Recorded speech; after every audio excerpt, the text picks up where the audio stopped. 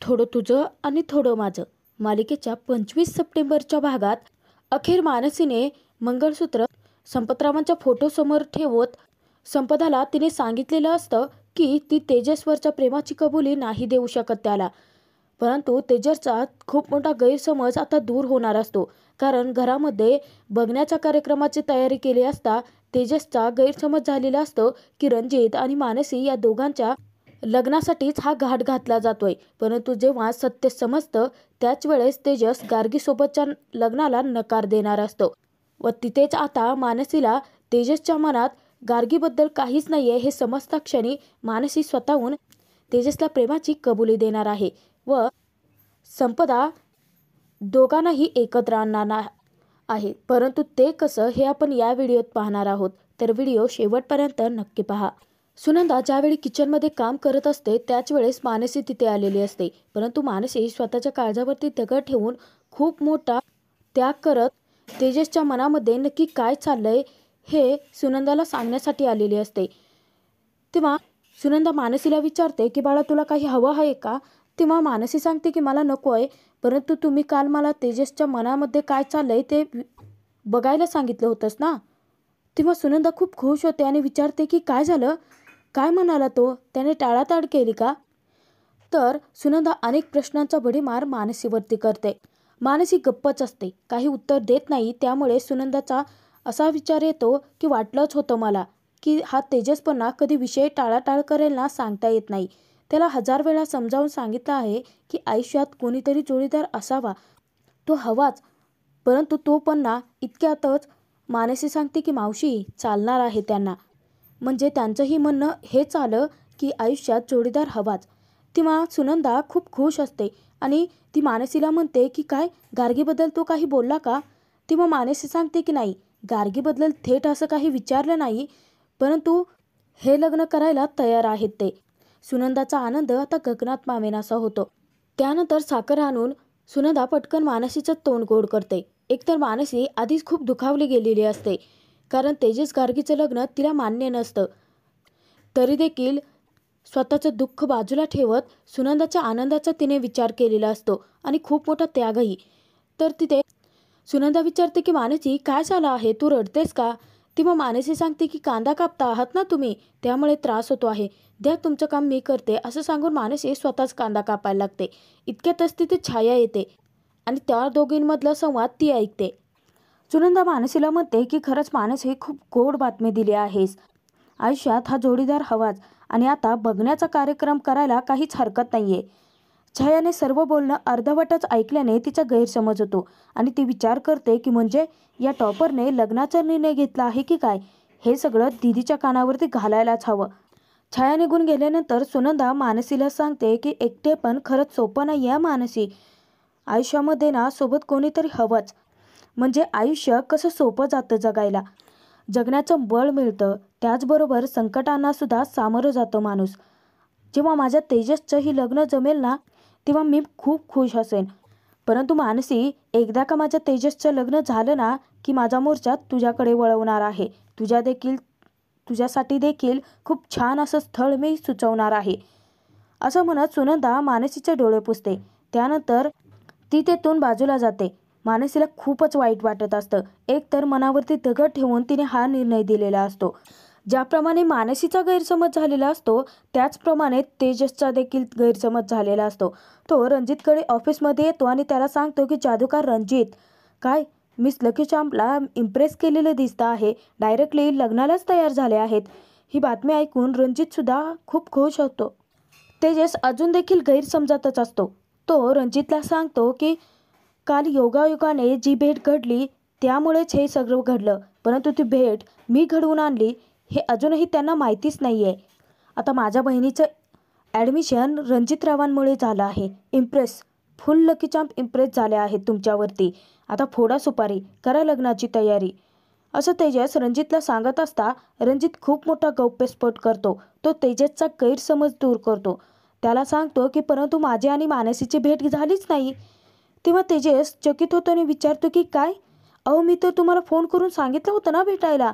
तेव्हा रणजित सांगतो की मी भेटायला गेलो होतो, परंतु त्यानंतर रणजित आता जेव्हा उभा राहतो त्यावेळेस तेजसच्या लक्षात येतं आणि रणजित सांगतो की काय नाही, जेव्हा मी काल कॉलेजला गेलो होतो ना तेव्हा थोडा ॲक्सिडेंट झाला, फ्रॅक्चर झाला आहे पाय माझा. तर तेजसला जबरदस्त धक्काच बसतो. करायला एक गेलो आणि भलतंच काहीतरी घडलेलं असतं. दोघेही एकच विचार करत असतात की मानसी मग अचानकपणे लग्नाला कशी तयार झाली. तेजस विचार करत असतात त्याला त्याच्या आईचं मानसीसोबतचं बोलणं आठवतं की सुनंदाने मानसीला सांगितलेलं असतं की जोडीदार हा आपल्या आजूबाजूलाच असतो, परंतु तो योग्य जोडीदार आपल्याला भेटत नाही. तेव्हा तेजसच्या डोक्यात ट्यूब पेटते आणि तेजस तिथे सांगतो की आईसारखं दैवत या जगतावरती नाही. रणजितला कळतच नसतं तेजस अचानकपणे कसली बडबड करतोय. तेव्हा तेजस सांगतो की आई, माझी आई. म्हणजे आईच्या डोळ्यात थोडं जरी पाणी पाहिलं ना, स्वतःचं लेकरू तरी सोडाच, दुसऱ्याचं लेकरूसुद्धा तितकंच कळवळतं. रणजित विचारतो की नक्की काय म्हणताय तुम्ही. तेव्हा तेजस सांगतो की हो, माझी आई मिस मानसी यांच्याशी बोलली होती आणि त्याचाच परिणाम झाला आहे. त्याचमुळे मिस मानसी तुमच्यासोबत लग्न करायला तयार झाल्या आहेत. जोडीदाराबद्दल बोलत होत्या, प्रेमाबद्दल बोलत होत्या. रणजितराव, आता काळजी करूच नका. तुम्ही आता डायरेक्टली सुपारी फोडा आणि लग्नाचा बार उडवून द्या. हे दोघांचंही बोलणं तेच रजनीने ऐकलेलं असतं आणि रजनी मोठ्यानेच त्या दोघांना सांगते की हे लग्न होणार नाही. दोघेही चकित होऊन तिच्याकडे पाहतच राहतात. तर तोपर्यंत छायाने सुनंदा मानसी या दोघींमधलं झालेलं बोलणं गायत्रीच्या कानावरती घातलेलं असतं. छायाचा देखील तितकाच मोठा गैरसमज झालेला असतो, कारण ती गायत्रीला जाऊन सांगते की त्या टॉपर आणि तुझ्या तो दिवटा दीर आहे ना तेजस, त्या दोघांचंही लग्न होणार आहे. तेव्हा गायत्री छायाला सांगते की काही काय बडबडतेस. तर तिथे छाया म्हणते की दीदी, तू ना भ्रमातच राहते, परंतु तुझा तो दिवटा दीर आहे ना, तो मध्येच काहीतरी असं करून जातो ज्याची तू विचारसुद्धा केलेला नसतो. तेव्हा छाया सांगते की अगं दीदी, त्या तेजसने नक्कीच असं काहीतरी केलं आहे की घरातल्या सर्वांनीच आता बघण्याचा कार्यक्रम ठेवला आहे. तेव्हा तिथे गायत्री विचारते की एक मिनिट, मला हे सांग की तुला नक्की माहिती आहे की बघायला येणारा मुलगा रणजितच आहे. तेव्हा छाया सांगते की नाही, एवढं मला माहीत नाही आहे, म्हणजे मानसी तसं काहीच बोललेली नाही आहे. तेव्हा गायत्री सांगते की जर तसं असेल तर त्या रणजितचं मानसीचे मी लग्न होऊच देणार नाही, कारण त्या दोघांचं लग्न झालं तर त्याचा फायदा तो दिवटा तेजस उचलेल आणि त्याच्याकडून पैसे उकळेल. तेव्हा छाया सांगते की हो, आणि तेच पैसे आणून तुझ्या तोंडावरती मारेल. गायत्री चिडते. तेव्हा छाया सांगते की अगं दीदी, आतापर्यंत तेच तर करत आला आहे ना तो. तेव्हा गायत्री सांगते की तू जसा विचार करते आहेस ना छाया, ती गोष्ट मी घडूच देणार नाही. मी मानसी रणजितच्या लग्नाचे लाडू तेजसला खाऊच देणार नाही. इकडे रजनी त्या दोघांकडे येते. तेव्हा रणजित उठण्याचा प्रयत्न करत असता त्याचा पाय फ्रॅक्चर असल्याने त्याला उठता येत नाही. रजनी तेजसला बजावून सांगते, ज्या अशुभ मुलीला भेटायला जात असता माझ्या मुलाचा ॲक्सिडेंट झाला, त्या मुलीशी मी अजिबात माझ्या मुलाचं लग्न होऊच देणार नाही. तेव्हा रणजित चिडतो आणि रजनीला सांगतो की आई अगं, ज्या गोष्टींमुळे एवढा तमाशा झाला आहे त्याच गोष्टी अजून का धरून बसली आहेस तू फक्त शकून अपशकून याच गोष्टींचा विचार करते. माझ्या मनाला कधी काय वाटतं याचा विचार का करत नाहीस तू. त्यावरती रजनी उत्तर देते की करते ना, तुझ्याबद्दल देखील मला वाटतं, परंतु त्या मुलीला भेटायला जात असताच हा ॲक्सिडेंट घडला ना. तेजस तिथे रजनीला सांगतो की अहो काकू, परंतु छोटासाच तर ॲक्सिडेंट झाला आहे. तेव्हा रजनी चिडते आणि म्हणते की काय छोटासा, परंतु ती मुलगी जर माझ्या रणजितच्या आयुष्यात आली तर मी माझ्या रणजितचं आयुष्य असं उद्ध्वस्त नाही होऊ देणार. तेव्हा रणजित चिडतो आणि रजनीला सांगतो की आई अगं, तुझ्या जे हे शकून अपशकून या ज्या गोष्टी आहेत ना, त्या मला आता त्याचा विचारच नाही करायचा आहे. दोघेही वाद घालत असतात. तेजस त्या दोघांनाही शांत करतो. तर तेजस तिथे त्या दोघांनाही सांगतो की रणजितराव, आता वाद घालू नका.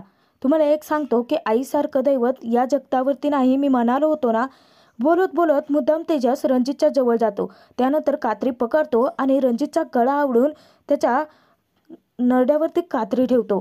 तेव्हा रजनीच्या काळजाचा ठोका चुकतो आणि ती घाबरतच तेजसला सांगते की अरे काय करतोयस, माझ्या मुलाच्या जीवावरती बेतेल ना. तेव्हा तेजस सांगतो की हो, तुम्ही हेच म्हणत आला आहात ना की मिस मानसी यांच्यामुळेच रणजितरावांचा जीव आतापर्यंत धोक्यात आला आहे, परंतु मिस मानसी इथे नाहीच आहेत. मग आता तुमच्या त्या गुरुजींना फोन करून विचारा, भविष्यवाणी विचारा रणजितरावांची, की त्यांना सांगा की एक येडा माणूस त्यांचा गळा पकडून इथे त्यांच्याजवळ उभा आहे आणि तो म्हणतोय की आता ही कात्री आहे ना त्यांच्या नरड्याच्या आरपार घालणार आहे, मारणार आहे त्यांना. विचारा विचारा. तेव्हा तिथे रजनी सांगते की अरे काय करतोयस तू, अशी भविष्यवाणी करता येते का? तेजसने खूप मोठा जबरदस्त खेळी रचून शब्दांमध्ये रजनीला पकडलेलं असतं आणि तो रजनीच्या डोक्यामध्ये जे काही विचार भरलेले असतात ते दूर करून तिला सांगतो की कळतंय ना हो, कळतंय ना की भविष्यवाणी अशी करता येत नसते, मग कशाला विश्वास ठेवताय त्या गोष्टींवरती. तर तिथे तेजस रजनीची समजूत घालतो. तो सांगतो की अहो मिस मानसी यांच्याशी पूर्वी यांचं लग्न जमलं होतं ना, परंतु काय झालं ते लग्न मोडलं. परंतु आता त्या झालेल्या चुका सुधारण्यासाठी एक नवी संधी मिळते आहे ना, मग त्या चुका सुधारायच्या सोडून तुम्ही तेच तेच घेऊन का बसला आहात? अहो खूप छान दिसेल यांचा जोडा शोभून, आणि मिस मानसी यांच्यासारखी सून तुम्हाला शोधूनही सापडणार नाही. आणि बरं समजा आता मिस मानसी यांच्या आयुष्यात नाही आहेत आणि यांचं त्यांच्यावरती आता खूप प्रेम आहे, आणि यांनी जर असा विचार केला की हीच कात्री घेऊन स्वतःला भोगसून घेईल, तर मुद्दाम तेजसने ही खेळी रचलेली असते. आणि रणजित देखील तसाच करायला लागतो.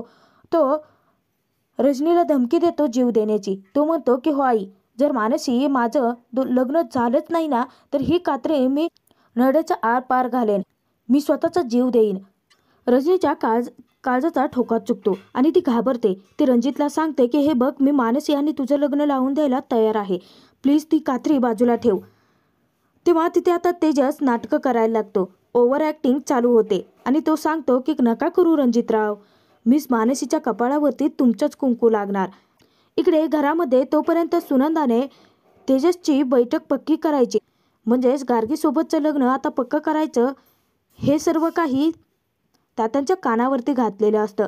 तात्या सुनंदावरती आता खूपच चिडलेले असतात. ते तिच्यावरती रागवतात, तिला विचारतात की काय, तेजसचं लग्न पक्कं करायचं आहे. अगं परंतु सुनंदा, स्वतःच्या मुलाच्या प्रेमापोटी दुसऱ्याच्या मुलीच्या आयुष्य उद्ध्वस्त करण्याचा अधिकार तुला कोणी दिला? आपण दोघे देखील एका मुलीचे आई वडील आहेत, आणि मी अजिबात माझ्या मुलीचा हात असल्या भुरट्या मुलाच्या हातात देणार, हा विचार सुद्धा करू नकोस. तात्यांनी तेजसच्या बैठकीसाठी आता नकार दिलेला असतो.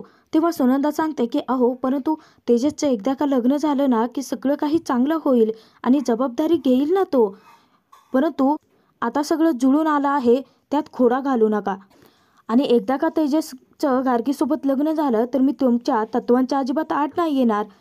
तेव्हा तात्या सांगतात की ठीक आहे, तुला जे करायचं ते कर, परंतु या लग्नात मी सहभागी होणार नाही. आणि एक गोष्ट लक्षात ठेव, तुझ्या मुलाच्या वागण्यावरती लग्न हा उपायच नाही, असं सांगून तात्या रागानेच तेथून निघून जातात. सुनंदा खूप मोठ्या पेचात पडलेली असते. मुलाची बाजू घ्यावी की तात्यांची बाजू घ्यावी हेच तिला कळत नसतं. सुनंदा विचार करत असता अचानक तिला गीताचा फोन येतो. फोन घेतल्यानंतर गीताला सुनंदाचा आवाज खूप खोलवरती, म्हणजेच असं काहीतरी वाईट घडल्यासारखं वाटतं. तेव्हा ती विचारते की काय झालं आई, तुम्ही काळजीत आहात का?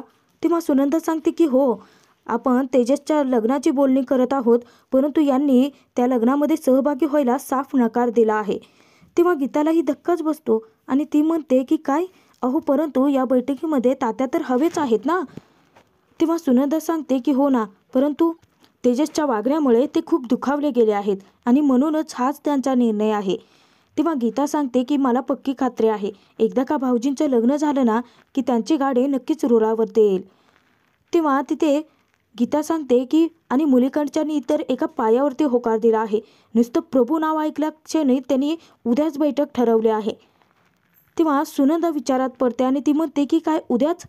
इकडे ऑफिसमध्ये तेजसने रजनीला पाणी प्यायला दिलेलं असतं आणि तिला तो सांगतो की शांत झालात ना, असंच शांतपणाने उद्या मानसीला मागणी घाला, म्हणजे ज्या काही पूर्वी तुमच्या हातून चुका घडल्या आहेत त्या थोड्या चुका टाळा, तुमचा जो मान आहे तोही बाजूला ठेवा आणि चांगल्या मनाने त्यांना मागणी घाला, त्या नक्की तयार होतील लग्नाला. तेव्हा तेजस सांगतो की ठीक आहे, तर मग उद्या या, सुपारी फोडा आणि लग्न पक्कं करा. तेव्हा तिथे रजनी विचारते की परंतु मानसी तिच्या मामीच्या घरी राहत नाही, ती कुठे राहते माहीत नाही.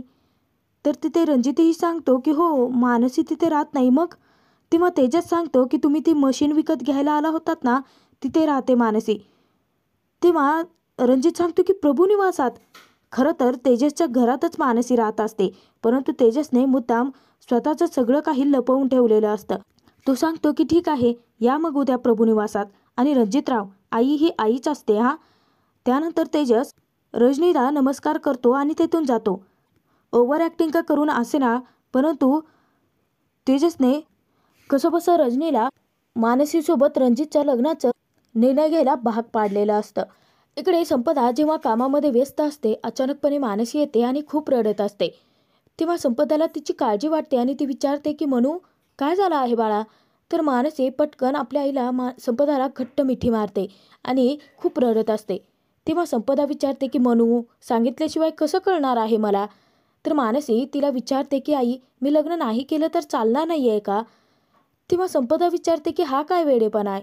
तेव्हा मानसी विचारते की एक मुलगी स्वतःच्या घराची जबाबदारी घेऊन आईजवळ राहू शकत नाही का? तेव्हा संपदा विचारते की मनू, नक्की काय झालं आहे? आणि तू ज्या प्रश्नाचं उत्तर शोधत होती ते मिळालं का तुला? तेजसबद्दल तुला काय वाटतं? तेव्हा मानसी सांगते की आई, मला त्या प्रश्नाच्या खोलातच जायचं नाही आहे. त्या प्रश्नाचा अर्थ शोधून काय करायचं आहे? जर तेजसचं आता दुसरीकडेच कुठं जर जुळणार असेल तर मी का करायचा त्यांचा विचार? मानसी खूप दुखावली गेलेली असते. तेव्हा संपदा विचारते की नक्की काय घडलं आहे? तेव्हा मानसी सांगते की आता तेजसचं दुसरीकडे लग्न जमलं आहे, मग मी त्यांचा विचार का करायचा? आणि सुनंदा मावशी देखील किती खुश होती. तेव्हा तिथे संपदा सांगते की हो मनू, कारण तुझ्या मनामध्ये नक्की काय आहे आणि तुझ्या बाबांचं वचन काय होतं याची कल्पना अजून तेजसला नाहीच आहे, त्यामुळे ते या लग्नाला तयार झाले असतील ना. तेव्हा मानसी सांगते की हो, त्यांचा देखील होकार आहे. सुनंदा मावशी देखील खूप खुश आहेत आणि त्या गीता वहिनी अगदी त्यांच्या मोठ्या बहिणीसारखं सगळं काही करतात त्यांच्यासाठी. त्यांनीच तर हे स्थळ सुचवलं आहे. मानसी रडत रडत का असेना, परंतु खूप चिडलेली असते आणि ती संपदाला सांगते की हो ना, तेजसबद्दल त्यांचे आई वडील त्यांच्यासाठी चांगलाच विचार करतील ना, आणि तेजस त्यांच्या आईच्या शब्दाबाहेर जाणार नाहीत. आणि का जावं ना त्यांनी? आणि ती गार्गी जिच्यासोबत तेजसचं लग्न जमलं आहे ना, ती माझ्याशी खूप चांगलं बोलते, परंतु मी तिच्याशी खूप चांगलं बोलण्याचा प्रयत्न करत होते. हे बघ आई, तुम्हाला सांगितलं होतं ना की तेजसबद्दल मला नक्की काय वाटतं याचा विचार कर. आणि मी त्या प्रश्नाच्या खोलापर्यंत विचार केला आणि त्यानंतर मला त्या प्रश्नाचं उत्तर भेटलं की माझ्या मनात तेजसच आहेत.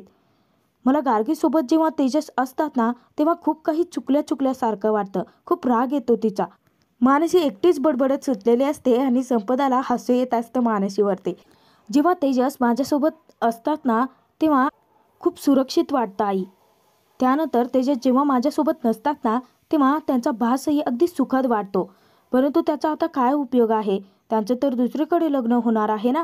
तेव्हा संपदा सांगते की झालं तर म्हणू, अगं तेजसबद्दल नक्की तुला काय वाटतं हे तुझ्या मनात तुला उत्तर मिळालं आहे, परंतु ते उत्तर तू मान्य करत नाही आहेस.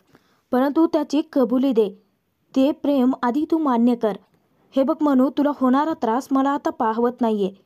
तेव्हा संपदा सांगते की ठीक आहे म्हणू, मी आत्ताच्या आत्ता जाऊन सुनंदा ताईंशी बोलते. संपदा जात असता मानसी तिला थांबवते आणि म्हणते की आई नको ना ग आता तरी. हे बघ, आपल्यामुळे त्यांना आधीच खूप जास्त त्रास झाला आहे. आपल्यासाठी त्यांनी खूप काही केलं आहे, परंतु आत्ता नको बस.